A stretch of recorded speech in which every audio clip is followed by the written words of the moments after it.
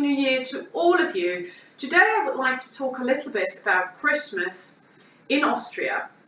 There are some considerable differences or things we do differently in Austria than you would do them in Britain, and there are some of them I would like you to introduce you to. So there goes the sentence.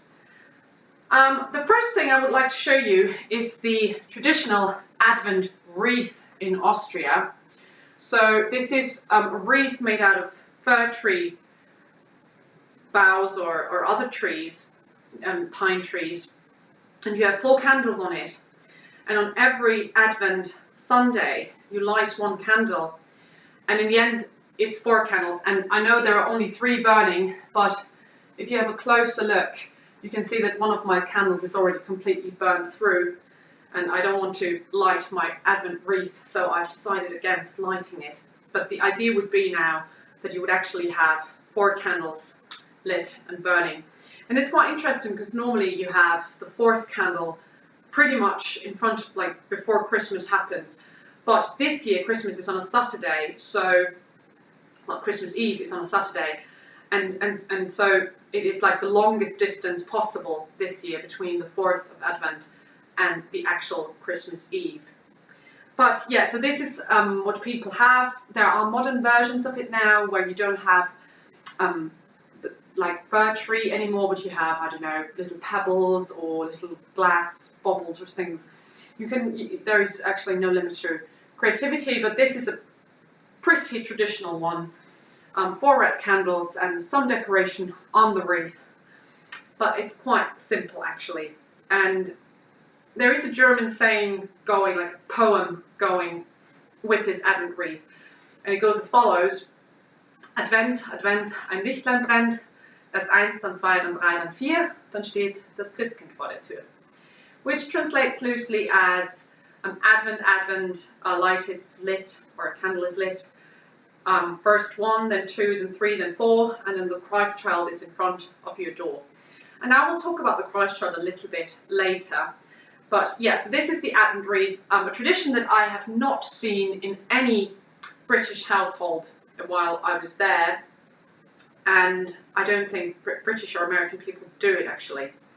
The other thing that we have is St. Nicholas Day. St. Nicholas is actually a Catholic saint, or a Christian saint, who is worshipped on the 6th of December.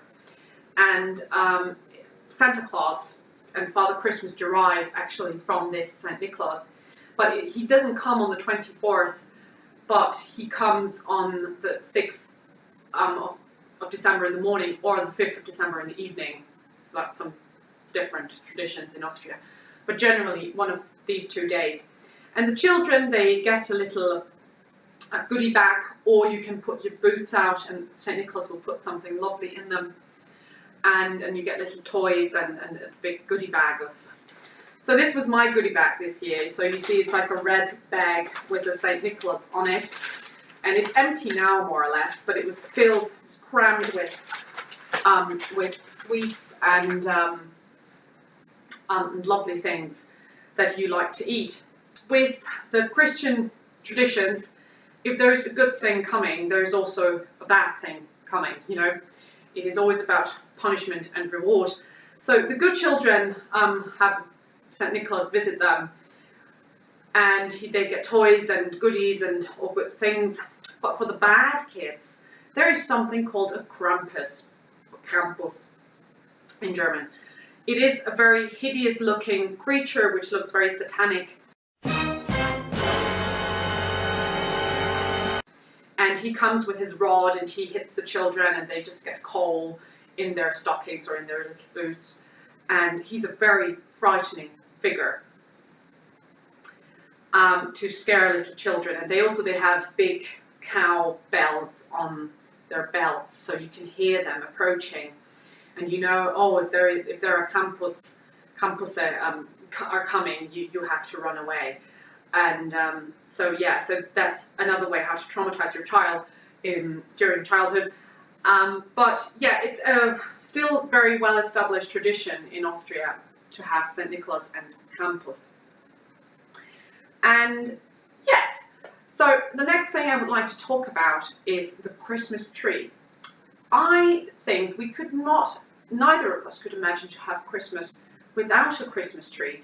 But it is actually, it was only introduced in Britain in like the 1840s.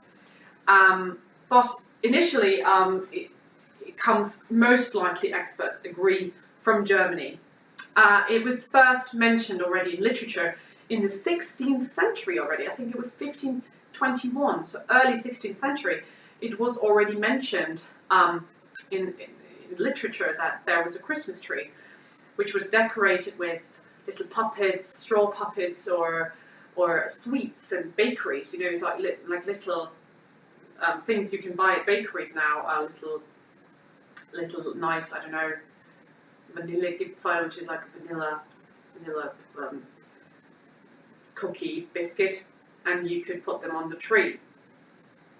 And yeah, in Austria, the earliest Christmas tree, which was set up, was in 1816 only, and it was set up by the wife of the Archduke Karl, Henriette von Nassau-Wilburg, and they were very rich people, and she came from Germany to Austria, and she set up this tree, and the aristocracy saw it and thought, well, that looks nice, and they put up trees as well. And of course, what the aristocracy wanted to do, the middle class wanted to do, and what the middle class wanted to do, the working class wanted to do. So eventually there was a shortage of Christmas trees, and they had to get them from Czech and Poland and all sorts of different countries, because there were no pine trees left in Austria anymore. But yeah, that was the story of the Austrian Christmas tree. And in 1840, when Queen Victoria married Albert from Saxon-Coburg, so a German prince or duke or whatever he was, he brought the tradition of the Christmas tree to England. And so that's actually not very long that we actually had Christmas trees. But it is a nice tradition. You can see my Christmas tree here.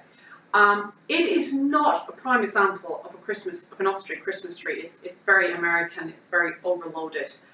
It's very dense and thick. Because in Tyrol, where I live, which is in the west of Austria, people don't like to spend money at all. They hate it. And so many people decide to buy a spruce instead of a fir tree because they're cheaper, but there's a reason for that, because they're ugly. And they're not very thick, and they're very light greenish. And and I'm talking about Tyrol here, and I can only tell it from experiences from my friends, because as I said, we don't celebrate a very Austrian Christmas. But friends of mine do, and I've seen their trees, and so far I have not really seen a tree that I liked very much in Austria. Because they're very thin, they're not decorated a lot, and many of the people that I know still don't have fairy lights on them, like I do. Like, I have colourful fairy lights, but they still put real candles on their trees, which would really render me with fear and nausea, because I would just stand there with fire drencher all the time. I would be like, oh, I can't die, because I would be so scared that the tree would actually just go up in flames, and with it all the presents underneath. So that's, I think, not a very good idea, although of course it is a very nice light. I'm not disagreeing with that at all. And people here also still have the traditional old-fashioned decoration of straw, so straw stars and little straw puppets and figures, which I think is a very lovely tradition, as long as you spice it up with a little bit of more modern and blinky stuff. And yeah, so Austrian trees in Tyrol, they're often very reduced, very simple, very traditional, and they're also only set up, which I think is very bizarre, on the 23rd or 24th of December, in very bad cases on the 25th, but then something has really gone wrong. But I'm just kidding, no one puts it up on the 25th. But I personally, I've set up my Christmas tree but 1 or 2 weeks before Christmas, because I want to have something from it, you know. I want to show it off to people, and I want to kind of bind this Christmas mood, because for me, Christmas more or less marks the end of the Christmas time. You could probably say New Year's Eve, but generally I would say Christmas is towards the end of the Christmas time. So you don't have much of it, you know, I think, if you set it up so late. But many people do. Most people I know do. They set it up on the 23rd and decorate it on the 24th, or they even set it up on the 24th, which I always imagine to be such a stressful situation. I mean, you would have the 24th of December, picture it, and you have lots of things to do, food to prepare, last gifts to wrap, and things, and then you still have to, you know, deal with the Christmas tree. And I always think, like, oh my God, what if you realise that one of your fairy lights is broken, or your bubbles are all messed up and things, and you wouldn't have the time to buy new stuff. So that would really render me catatonic. I would be a complete mess. So I always set it up like 2 weeks before Christmas, and my parents do the same. And I know from people in Britain I know, I've met, that they also set up their Christmas tree long way before the 24th of December. Yeah, but that's pretty much the Christmas tree. I would like now to tell you a little bit about the procedure of an Austrian Christmas, as much as I've heard, because as I told you before, I'm not a prime example of Austrian Christmas. I really am not. We have a very Anglo-American, extravagant way of celebrating Christmas. But I still would like to tell you from what I've heard, people do at Christmas. So, children here open their presents on the 24th in the evening, not on the 25th. And the presents are also not brought by Santa Claus, but by the Christ child, which is an angelic creature with blonde locks and blue eyes, so very Aryan. And it brings the presents on the 24th in the evening, and you open the window, you know, before you let the children in, you open the window so that the Christ child can fly in, bring the gifts, and then you ring a bell. Sorry, the Christ child rings a bell, and then it was there, and the children could come in. And normally you sing in front of the tree. Some people have sparklers on their trees, and then you sing, and then the children open their presents. But to be honest, most people eat before that. So I'm actually mixing up everything here. So first, 24th evening, you open the Christmas presents, and the Christ child brings the presents. Now, to the day. You go to church. Most people do that. It's a Catholic country. Even the people who, like, all year are like, I don't believe in God at all. Suddenly you will find them on the 24th in church praying obediently. And it depends when you go to church. When you have children, you normally go before dinner because it's very late. Other people sometimes also go to midnight masses, so that's a bit, you can change that according to your preferences. And then people have dinner, which, as I am told, and I still can't quite believe it, is still the traditional Christmas food dish in Austria is the noodle soup, and which I think is horrible. It sounds absolutely horrible. It sounds like my biggest nightmare. But I think that still many people do that. They have noodle soup at Christmas. Many people also eat raclette, which is like a stove, for people who don't know it. It's like a stove with little shovels inside, and on the top there's a plate, and you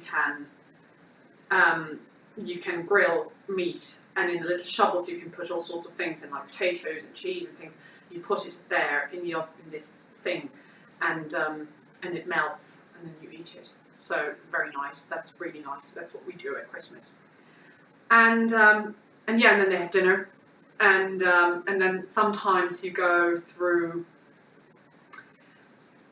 the house, and you just, you bless the house with frankincense, and you go there and spread it and say good thoughts and things. And then you open the presents, and yeah, that's pretty much it.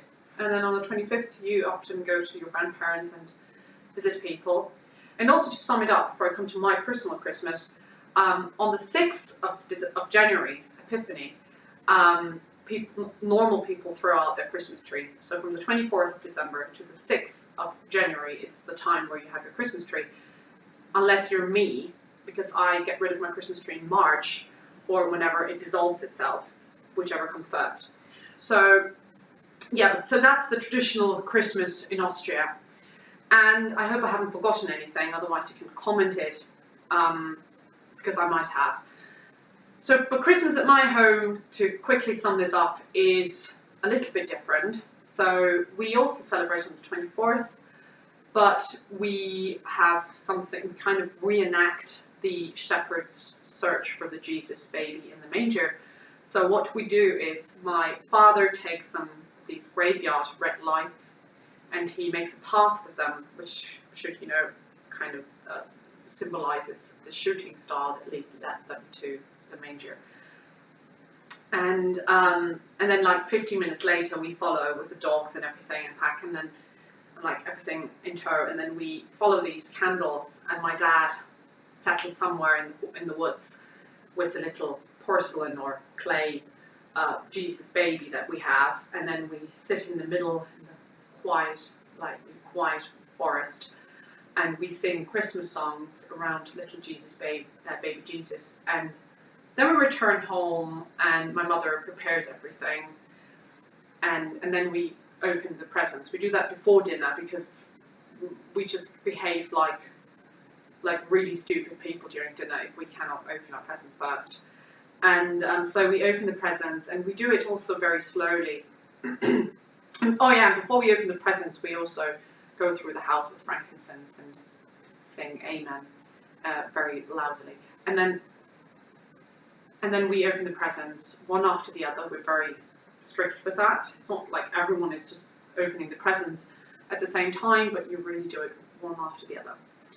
And then we have dinner, raclette, and then we normally watch a Christmas movie and things. And then there is the annual dance of my dad, who says, "Oh, I should probably go to church this year," and blah, blah, blah. And we're all like, "No, we're not going to join you." And then he gives up and we all stay at home. And then on the 25th, my man comes and my sister's boyfriend comes, and sometimes family members come, and we have turkey with Yorkshire pudding and, like the classic English Christmas food.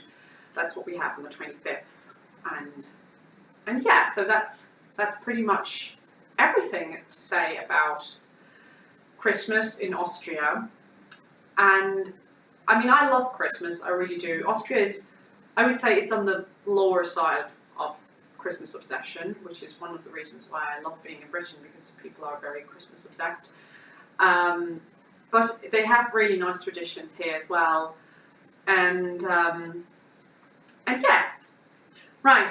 And now I have a little surprise for you. I'm momentarily learning how to play the guitar, so I really suck at this. But I would like to sing you a little German Christmas song or winter song, and yeah, it goes as follows.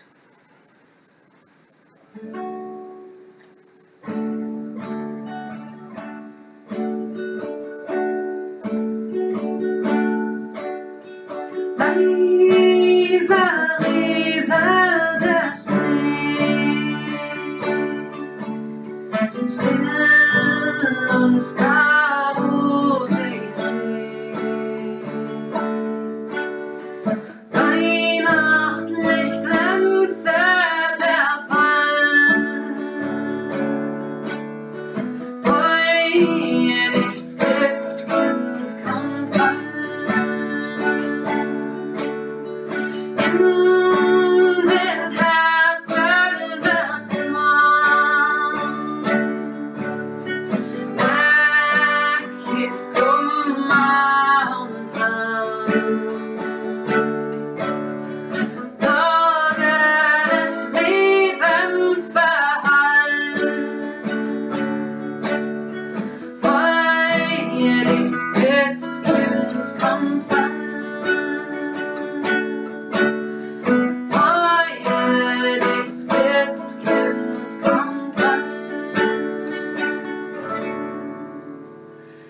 So I wish you a very, very Merry Christmas and a Happy New Year. Thank you for watching.